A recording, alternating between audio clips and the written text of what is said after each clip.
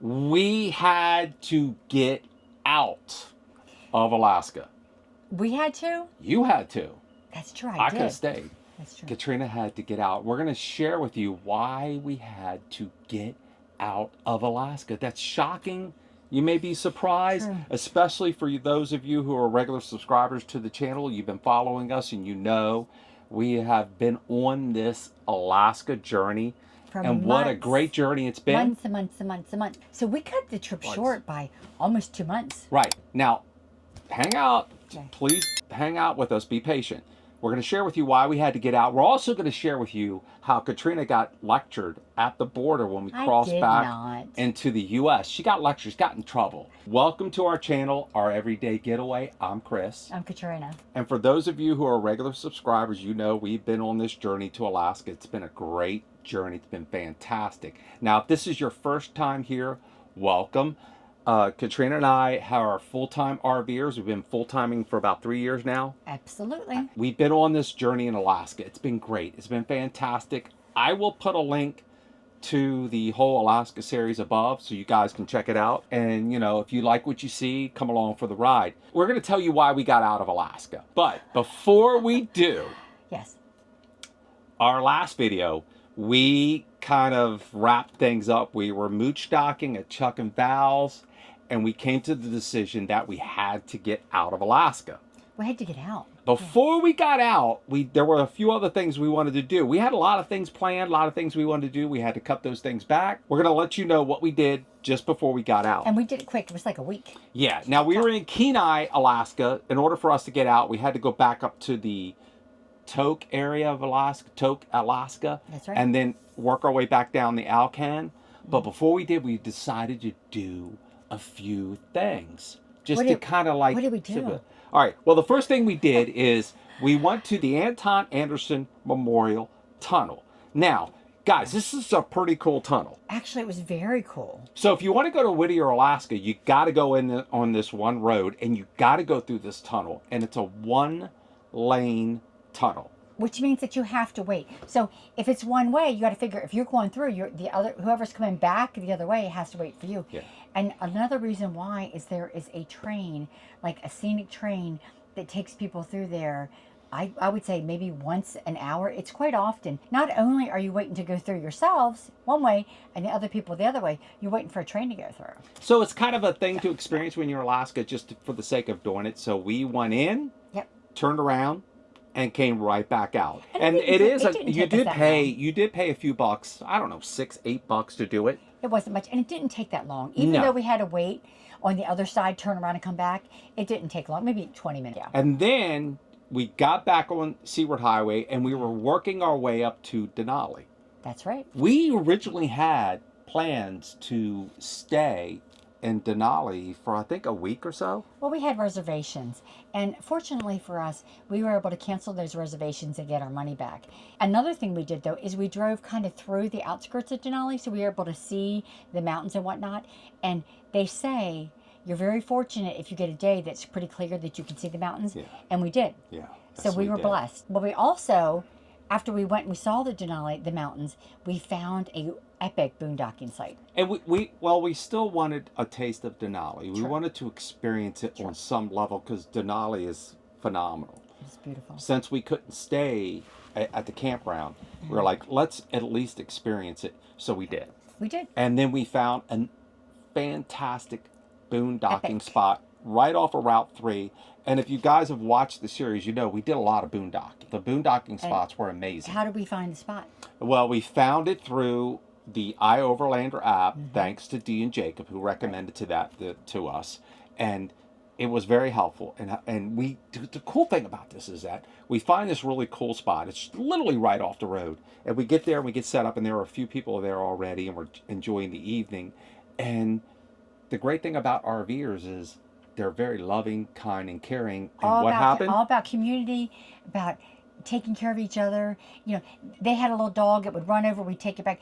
This one woman comes over, Chris and I are sitting out there, just in the chairs, enjoying the evening, and brings us like chocolate cheesecake. Yeah, it was amazing. Who does that? She doesn't know us from Adam, right? And she's like, now hey she could have slipped a little something in there.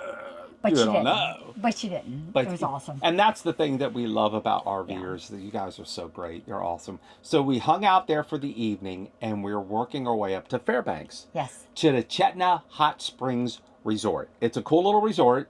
If you want to go there to RV, you can. They have a campground. I think they have partial hookups or dry camping. We didn't look into it well enough to be very specific. We think they're partial. And there's also lodging there. Yes. So you don't have to RV up there, but if you want to go up there. So at the very end of the road is this cool little hot springs resort. But the thing we wanted to check out was the Aurora Ice Museum. Yes, and we did. It was pretty cool. I thought it was interesting. I thought it was worth the trip. It was a little bit out of our way. So what you do is you pay to go on a little mini tour. And I would say that with our tour, we probably had about 15 people. You pay for it ahead of time. It lasts about 30 minutes. They take you up. You go into like a little vestibule. You put on your parkas. They have parkas for everyone because it is very cold in there. Yes, very cold. Okay, so you put on your parkas. You're able to go in and view everything in the Ice Museum.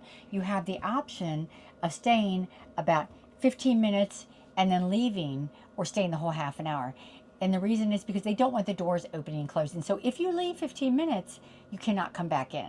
We opted to stay the whole time. I think everyone did. Yes. On our trip. We also opted to get one of their apple martinis. So they will serve you at their ice bar there an apple martini. They are quite expensive. Well, they have this really cool ice bar there. It's pretty neat. And they actually have ice stools there that have a cover on it. They're fur. They put fur. They have like a fur on top. Well, one of the things they offer is an ice martini. Now, I mean, the apple martini. Now, that's the only thing they can offer because everything else freezes. Like they used the Coca-Cola, and of course it exploded and made a big mess. So they learned their lesson. But they were like about $20 a piece.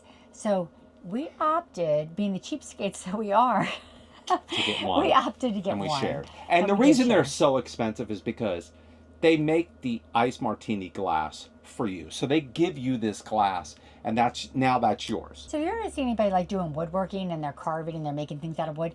They do the same thing with the ice. So they're literally spinning this machine, and it comes up with this cool little ice martini. I thought the apple martini was pretty good. It's a little strong, but it was really good. Yeah. And one of the cool things that you can do is the glass, you could take it with you, and if you have a large enough freezer in your RV, you could put it in there and hold on to it. We didn't have that option. So obviously we do not. We have little teeny tiny. So what the option was to like break it over your spouse's head? Was that what they said? Yeah, and you just couldn't wait to do that. You were like, jump on that. Absolutely. I tried. He was too quick. He moved too fast. But what you do is you make a wish and you break it down on the ground. So that was pretty cool. While we're there, we did meet some subscribers, which was pretty neat. That was awesome. We're out in the middle of nowhere. We're recording this RV pulling in. It just so happens that they were subscribers. So, guys, I forgot your name. I apologize. I'm so sorry. But that was kind of cool to hang out with them and talk for a while. They were a very nice couple. Yeah. And then we decided to head down the road. We did some boondocking. But you didn't tell them, though. We almost ran out of gas. We almost did, yeah. So once again, but that was our fault. It wasn't because of the gas stations were so far away. Chris was driving, so it was Chris's fault. Okay, that's cool. I'm okay with that. And so I got to real quick tell you. So we go by. So we're at the resort, and the guy says, "Yeah, there's like a gas station about 10, 15 miles down the road." We're like, "Oh my gosh, great! We're just gonna make it." We literally pull off into it, and it's a scene out of some crazy movie. And you got these three guys almost on the porch, and they're like rocking chairs in front of the gas station. They're like, "Yep, we're out of gas. Y'all need some gas? Well, I got bad news for you. We got no gas at the pump." And I didn't record it. So we say to them, "Oh my gosh, are you kidding me? We are not going to make it into town. How much farther?" Luckily for us, I think it was like a couple more miles. It was like 10 miles. We did barely squeak into there. Once again, that was my fault. Anyway, we work our way back to Tok, and we stop at a fantastic boondocking spot. If you guys have been following our journey from Canada to Alaska, you'll know the amount of boondocking spots is fantastic. It's phenomenal. Yeah. It was on some river. I can't think of the name of the river. And we hung out there for the night. If you had a larger rig, I don't think you could have made it in this spot. No, but since we had this little guy, it was awesome. Right. We literally, because our window is in the front, so Chris literally, takes it, pulls it straight, and we were almost like we could have touched the water pretty Yeah, much. we were It was beautiful. We were just one of two people there, and the other couple Right. were in a van. We spend the night there, fantastic, and then we make our way back to Toke, back to the sourdough campground. That's the campground that does the pancake toss every night, which is a lot of fun. We regrouped there, washed clothes, got a few things organized and together, and then we were thinking about going to Dawson City. I wanted to go to Dawson City for the whiskey toe, sour toe whiskey thing, whatever. Yeah, I'm not. It was just too far out of the way. We would have cut the trip down to the border close. Yeah. So I had to eliminate that. We beelined it down, got into Canada, and then we got on the Cassiar Highway. Mm-hmm. The Cassiar Highway is one of the more popular highways to get up and into Alaska. While driving down the Cassiar Highway, we found an incredible boondocking spot, which was a fantastic spot. We had to get back to the lower 48. Here's why we had to get out of Alaska. We had to get there. We had to get back into the lower 48 at the latest the end of July 31st. Here's why we had to get back to the lower 48. First of all, it was health reasons. Yeah, I had some health reasons that kind of just popped up, crazy, bizarre, and no one has been able so far to tell me what the issue is. Another reason is Tucker. We didn't realize until we got into Canada, we were made aware that dogs have to be chipped and they have to have a 30-day health certificate. Now, since we've come back to the lower 48, we've realized that you don't have to have the health certificate. But we were so afraid that once we get down there, they would stop us, check him for a chip, not find the chip, and then they said they could take your dog and impound them for who knows how long. You'd have to pay all those fees. We just weren't interested in putting Tucker through that. Well, here's what happened. When we got up into Canada, we found out about this new rule, and we kind of hemmed and hawed, and we thought about going to a vet, and then we said, you know what? Let's just take our chances and see what happens. Then when Katrina did some more research and found that they can impound your dog and impose a daily fine, we started to freak out. I started to freak out and went, let's just get down there before this happens. Tucker's too old for that. Come to find out, it's not as bad as it was originally told to us. But we didn't want to take that chance. Because you don't know what you don't know. Right. And then Katrina had to get to a doctor because right after we crossed the border, we went to a doctor's office so she can get checked out. And they don't know. It's one of those things where you can't just go and find out what it is. You have to go and have tests and tests and tests. And you can't do that on the road. You have to be home. And let's be honest, we loved this trip. This trip was fantastic. I'm glad we did it. But we just kind of got bored. We were like, we were done with Alaska. No, I would never get bored of you. No. We just said, we're done with Alaska. We were done. We saw enough mountains. We saw enough beautiful scenery. I mean, come on, guys. It's fantastic. It's fabulous. We'd encourage anyone to go. Just maybe not so long. Now, there were things that we didn't get a chance to do. We didn't do everything that a lot of people do in Alaska. But we looked at each other and went, we're kind of like, you know what? We've had our fill. It's been great. It's been fantastic. And once again, that's the beautiful thing about being an RVer is that you have that flexibility, especially a full-time retired RVer on the road. You can just kind of come and go when you want. And it's all good. And another thing that wore on us was the weather. The weather, to me personally, I don't like cold anyway. And we knew it was going to be cold and rainy, but I guess I really didn't think about it being like that more than not. So dreary, damp, chilly, not freezing cold, but but when you look outside, you're like, I don't want to go outside today. Look, we're not naive. We knew that taking this trip up there, the weather was going to be different. Yeah. And we're okay with that. After a while, we're kind of beach people. We love the sunshine. And we're beach people. Yes, but I love the mountains. We like the sunshine. And after a while, it does kind of wear on you to the point where we're like, that's a bit much. So if you're a big outdoorsman who love to fish and all that other stuff, and you don't mind the dreary, cold, gray skies, definitely Alaska is definitely worth it. So these are the reasons we had to get out. What was that one big reason? I forgot. the grandbabies. Oh, yes. Okay. Family. Family. We were gone for almost 5 months. Yeah. And after the first month, that was tolerable the first month. And then you have the grandbabies FaceTime you every day. When are you coming back? I miss you. And then we miss them. And then thinking about, yeah, we could fly home. But if you look on the map and how far it is, and I don't like to fly, Chris is not really a big fan of the flying either.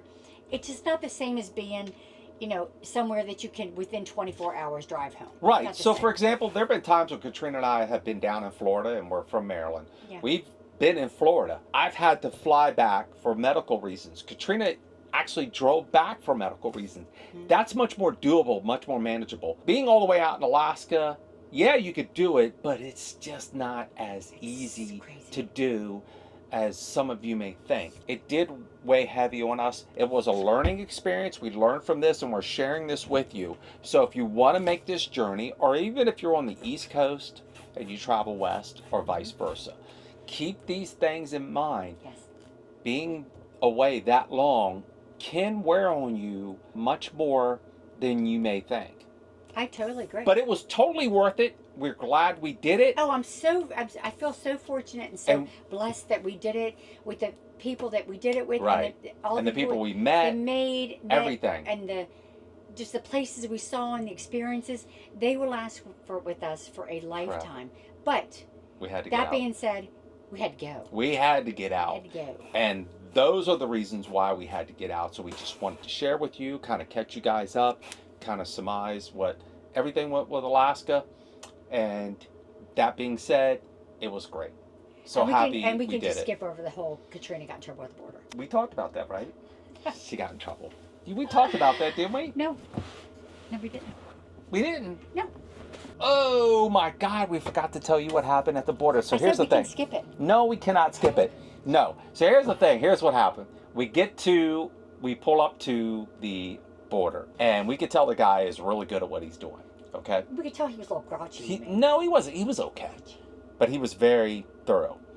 So we're going through all the questions. He asks us all the questions. Everything's cool. Everything's fine. He takes our passports and he goes to give them back to us. And what happened? He says to me, "There's a problem with yours." I'm like, "Okay." I can just feel like the blood, I'm like, "Okay." One small problem, ma'am. What's that? What does every document need on it to make it official? A signature? And what do you think your passport is lacking? A signature? Please make sure you sign your passport before you cross the international border again. All right. Thank you. Thank you, sir. Have a good trip. Take care. And I look at it and I'm like, I didn't sign it. And he's like, no, you didn't. You need to sign that. Well, guess what? I still haven't signed it. And here's the thing. Here's the thing that's crazy. Think about this. If you've been following us on these travels, we crossed the border from U.S. to Canada, Canada to U.S., U.S. to Canada 3 times before this. Yeah. No one caught it. No one said nothing. So that goes to show you that a lot of these channels who make a big deal about crossing the border and, oh, it's horrible and it's terrible. It's not. It's a piece of cake. No. It's not that big of an issue. And it's really simple and easy. And we could tell early on this guy was very good at what he was doing. Of course, he caught it, but he was cool about it. He rolled with it. It worked out fine. And we made it all happen. And it was fantastic. This journey was great. We highly recommend it for those of you who are considering it. Would you go back? I would go back, but I would go on a cruise, or I would fly in, rent an RV, but not stay for nearly as long. And I would go to very specific places and very quickly. Right. And I'd stay here for 2 days, 3 days, 2 days, and I'd be on my way. I wouldn't go back in terms of driving the RV. I'm glad I did it. Got it out of my system. It's a bucket list thing. It was awesome. I would go back to Alaska under the conditions that Katrina's mentioned as well. Well, or the thing is, I would go back as Bobo Katrina. Really? I'll go with you. Oh my gosh. Anyway. Have you guys seen Bobo Chris from the side? No. What do you think about that schnoz there? All right. So there you have it. That's why we had to get out of Alaska. These are the things you may encounter if you travel great distances. Sure. There you have it.